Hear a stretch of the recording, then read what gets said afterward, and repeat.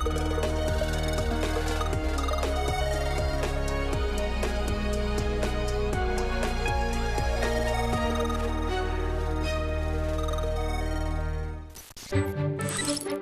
third of the EU is affected by water scarcity. Water pollution and wastewater are also major concerns, which are being addressed at this water purifying unit. Climate change and high demand of water for economic use require investment and better implementation of legislation. To try and address all the above, the European Commission has released a new water resilience strategy. Let's find out more on EU Decoded. Only 37% of the EU's surface waters have a good ecological status, and only 29% have a good chemical status. The continent is the fastest warming region in the world due to climate change, which has increased the number of water-related natural disasters. Currently, 30% of the EU suffers from water scarcity due to prolonged droughts. Meanwhile, devastating floods caused 325 billion euros in damage between 1980 and 2023.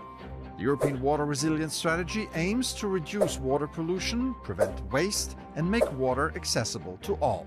With this strategy, the European Commission promises to help member states better implement the 2000 Water Framework Directive and 3 related laws.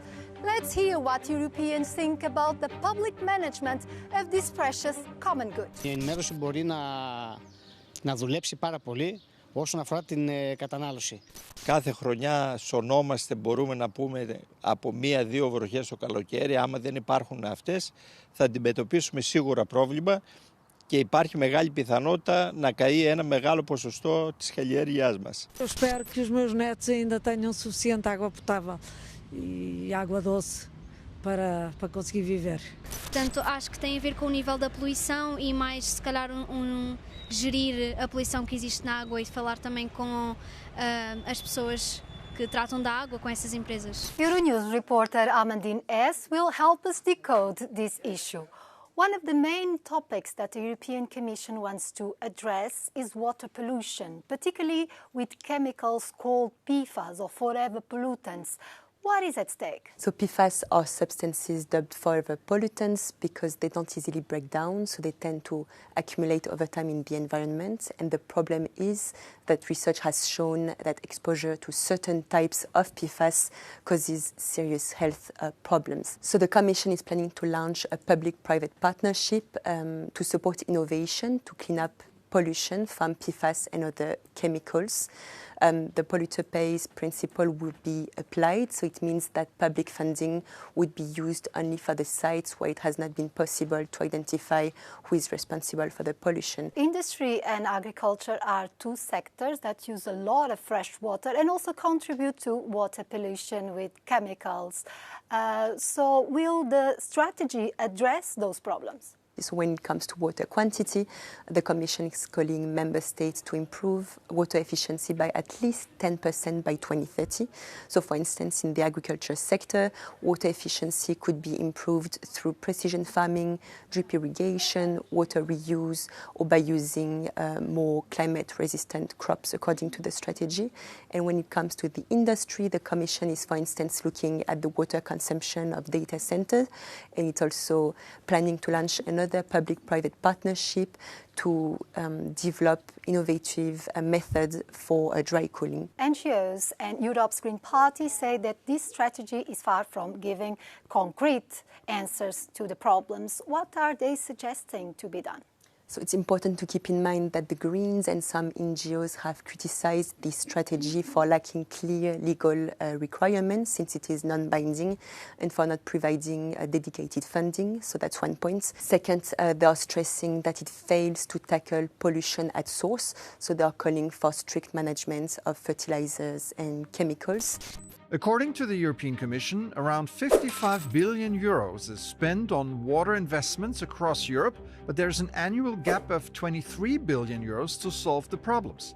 To address this gap, the EU's executive will allocate a larger share of the cohesion funds, which are intended for less wealthy regions, to water management. In addition, the European Investment Bank will launch a new program.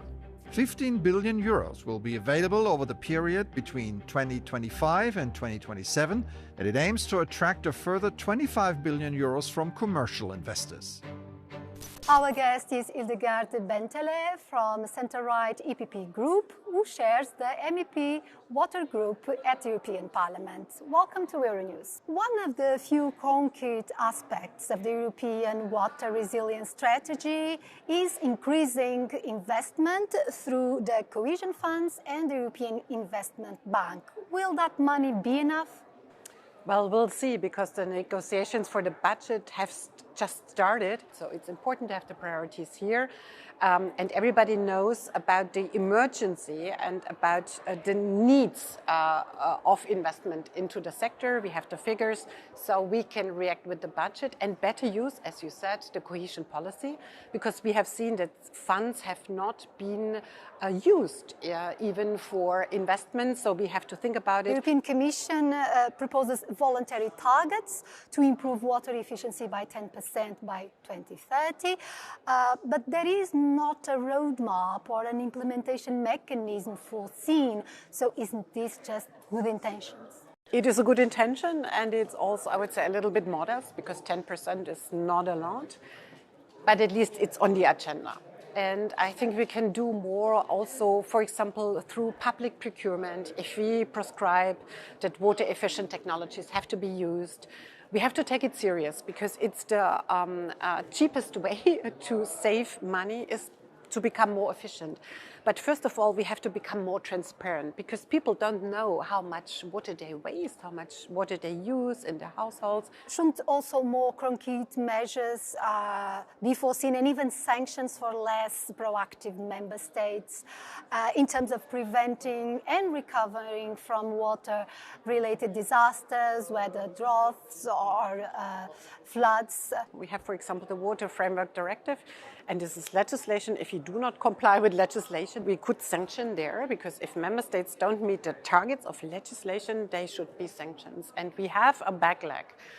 We haven't seen a lot of progress in the last 20 years, so we have to become faster. And I would also see that the Commission is getting more rigid on that in the coming years, also with the strategy.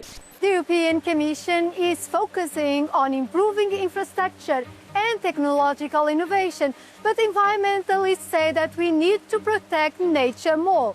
They suggest that water management should include protection of moors and wetlands, as well as reducing the use of fertilizers and pesticides. EU Decoded will continue to follow water protection efforts in Europe.